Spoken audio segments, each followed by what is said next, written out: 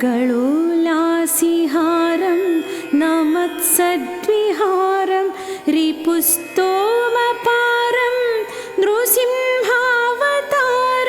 सदा निर्विकारं गुहं निर्विचारम् नमामीशपुत्रं जपाशोणगात्रं सुरारातिशत्रुं रवीन्द्वग्निनेत्रं महाबर्हिपत्रं शिवाशाब्जमित्रं प्रभास्वत्कळत्रं पुराणं पवित्रम्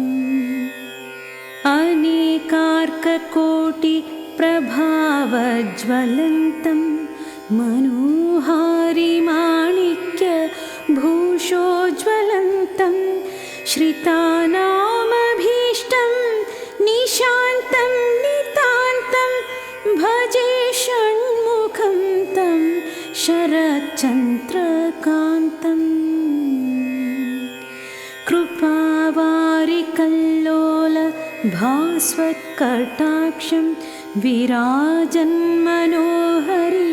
शोणाम्बुजाक्षं प्रयोगप्रधान प्रवाहैकदक्षं भजे कान्तिकान्तं परस्तोमरक्षम्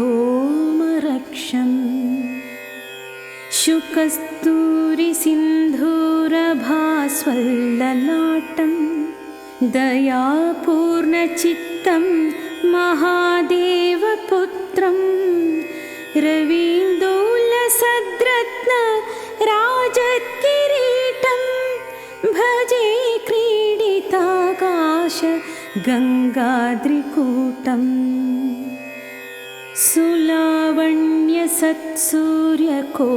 सुलावण्यसत्सूर्यकोटिप्रतीकं प्रभुं तारकार्यं द्विषड्बाहुमीशं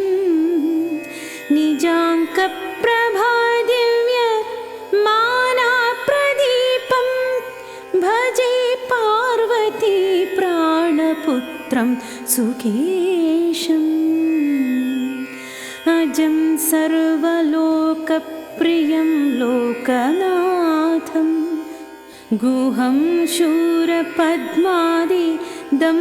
शूरपद्मादिदम्भोळिधारं सुचारुं सुनासापुटं सच्चरित्रं भजे कार्तिकेयं सदा बाहुलेयम्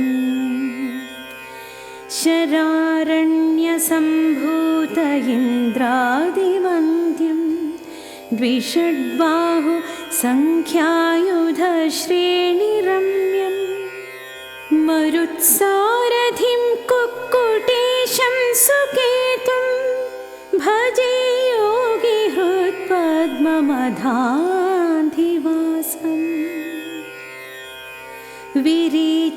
विरीचीन्द्रवल्लीश देवेश मुख्य प्रशस्तोमरस्तोम संस्तूयमाना दिशत्वं दयाळो श्रियं निश्चलां मे विना त्वाङ्गतिक्का प्रभो मे प्रसीद पदाम्भोजसेव समायातवृन्द रकश्रेणिकोटीर भास्वल्ललाटं कळत्रोल्लत्पार्व युग्मं वरेण्यं भजे देवमाद्यन्तहीन प्रभावम् भवाम्बोधिमध्ये तरङ्गे पतन्तं प्रभो मां सदा पूर्णदृष्ट्या समीक्ष्य भवद्भक्तिनवोद्धरत्वं दयाळो सगत्यन्तरं नास्ति देव प्रसीद गळे रत्नभूषं तनो मञ्जुवेशं करे ज्ञानशक्तिं दरस्मेरमान्ये कटिन्यस्तपाणिं शिखिस्थं कुमारं भजेऽहं गुहादन्यदैवं नमन्ये।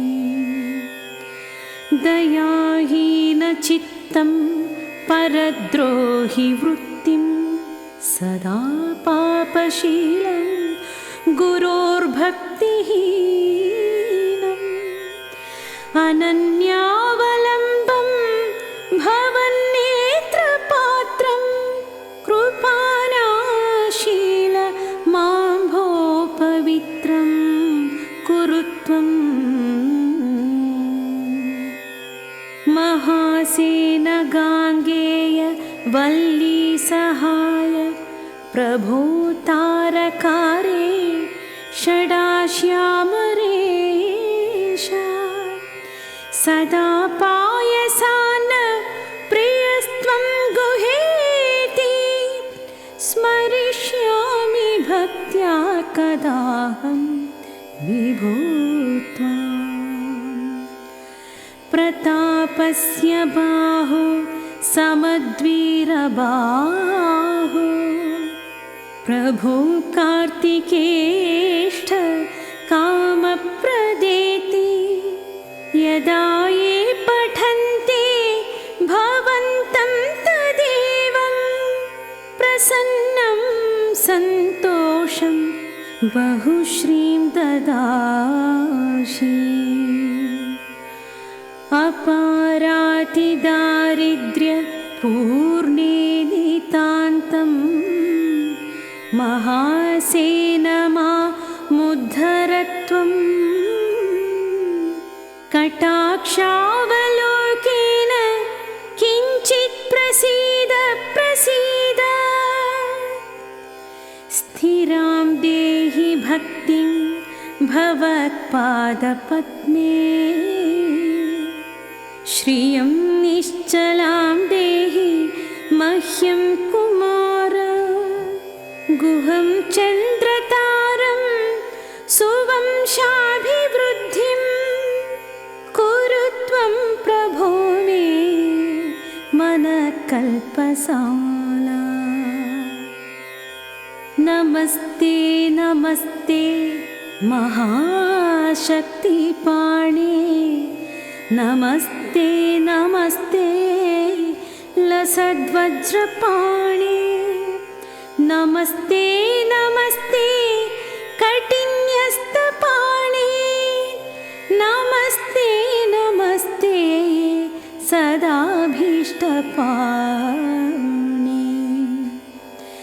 नमस्ते नमस्ते महाशक्तिधारिणी नमस्ते सुराणां महासौख्यदायिनी नमस्ते सदा कुक्कुटेशोऽग्निकेता समस्तापराधं विभो मे क्षमस्व। कुमारात् परं कर्मयोगं न जाने य एको मुनीनां हृदब्जाधिवासा शिवाङ्कं समारुह्य सत्पीठकल्पं विरिञ्चाय मन्त्रोपदेशं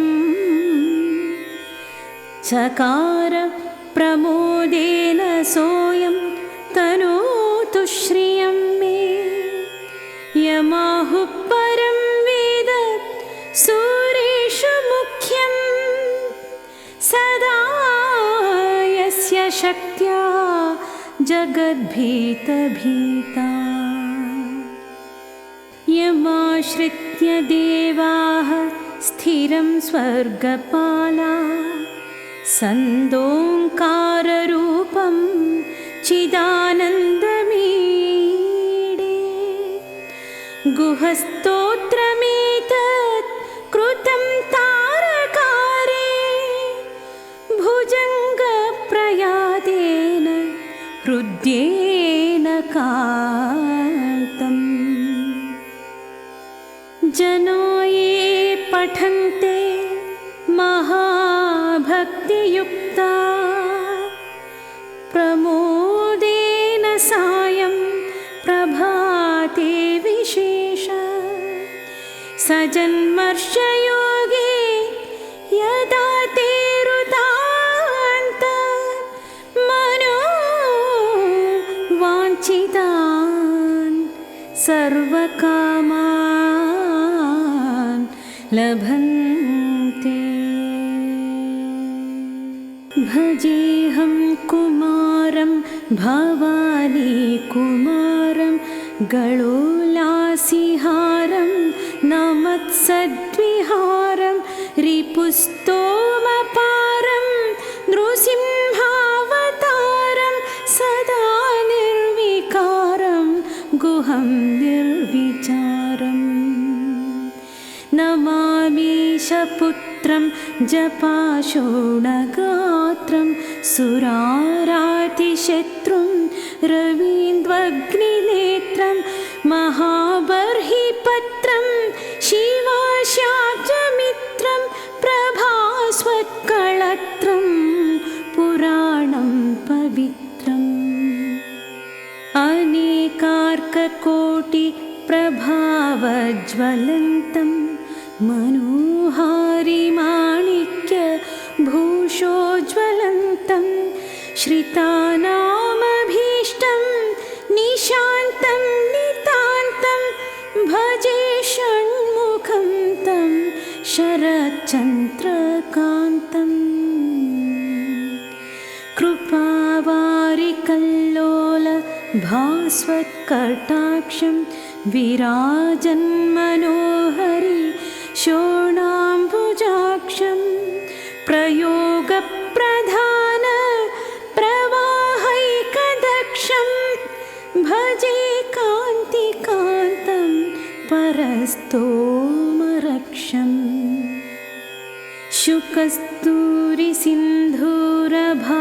शुकस्तूरिसिन्धूरभास्वल्ललाटं दयापूर्णचित्तं महादेवपुत्रं रवीन्दोल्लसद्रत्न राजत्किरीटं भजे क्रीडिताकाश गङ्गाद्रिकूटम् सुलावण्यसत्सूर्यकोटिप्रतीकं प्रभुं तारकारिं द्विषड्बाहुमीशं निजाङ्कप्रभादिव्यमानाप्रदीपं भजे पार्वती प्राणपुत्रं सुकेशम् अजं सर्वलोकप्रियं लोकनाथं गुहं शूरपद्मादिदम्भोळिधारं सुचारुं सुनासापुटं सच्चरित्रं भजे कार्तिकेयं सदा बाहुलेयम् शरारण्यसम्भूत इन्द्रादिवन्द्यं द्विषड्बाहु सङ्ख्यायुधश्रेणिरम्यं मरुत्सारथिं कुक्कुटेशं सुकेतुं भजे योगिहृत्पद्ममधाधिवासम् विरीचीन्द्रवल्लीश देवेश मुख्य प्रशस्तोमरस्तोम संस्तूयमाना दिशत्वं दयाळो श्रियं निश्चलां मे विना त्वाङ्गतिक्का प्रभो मे प्रसीद पदाम्भोजसेव समायातबृन्द रकश्रेणिकोटीर भास्वल्ललाटं कळत्रोल्लत्पार्व युग्मं वरेण्यं भजे देवमाद्यन्तहीन प्रभावम् भवाम्बोधिमध्ये तरङ्गे पतन्तं प्रभो मां सदा पूर्णदृष्ट्या समीक्ष्य भवद्भक्तिनवोद्धरत्वं दयाळो सगत्यन्तरं नास्ति देव प्रसीद। गले रत्नभूषं तनो मञ्जुवेशं करे ज्ञानशक्तिं दरस्मेरमान्ये कटिन्यस्तपाणिं शिखिस्थं कुमारं भजेऽहं गुहादन्यदैवं न मन्ये। दयाहीनचित्तं परद्रोहि वृत्तिं सदा पापशीलं गुरोर्भक्तिहीनम् अनन्यावलम्बं भवन्नेत्रपात्रं कृपानाशील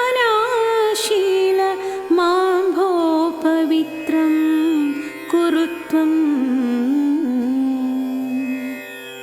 महासेन गाङ्गेय वल्ली सहाय प्रभो तारकारे षडाश्यामरेश सदा पायसान्न प्रियस्त्वं गुहेति स्मरिष्यामि भक्त्या कदाहं विभो त्वाम्। प्रतापस्य बाहो समद्वीरबाहो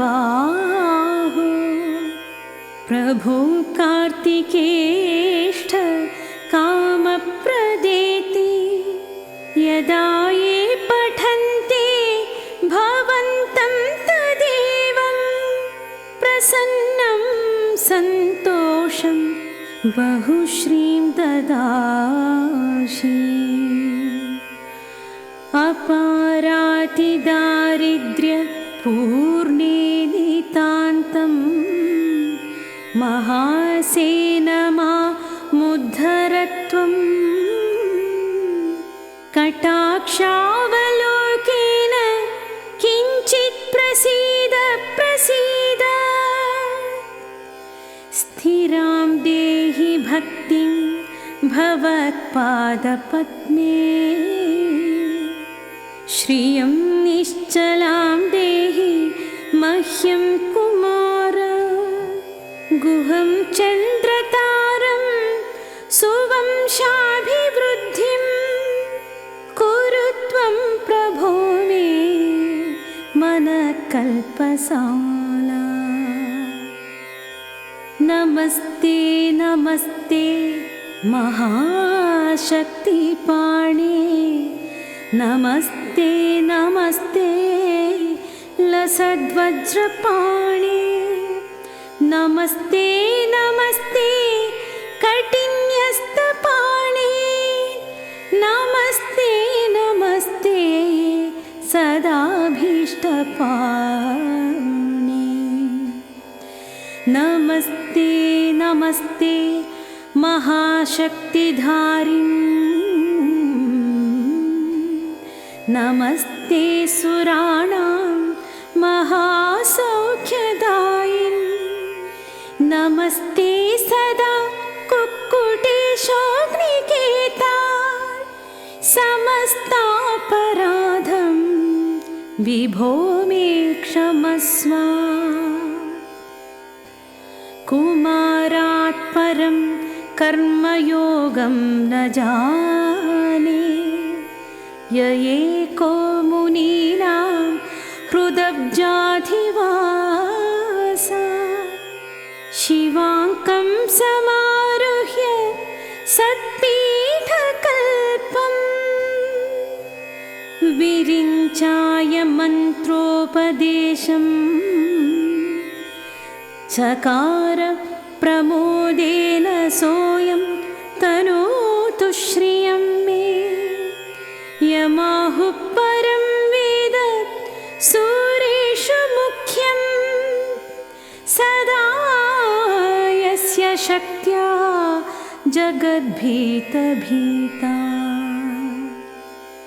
यमाश्रित्य देवाः स्थिरं स्वर्गपाला सन्दोङ्काररूपं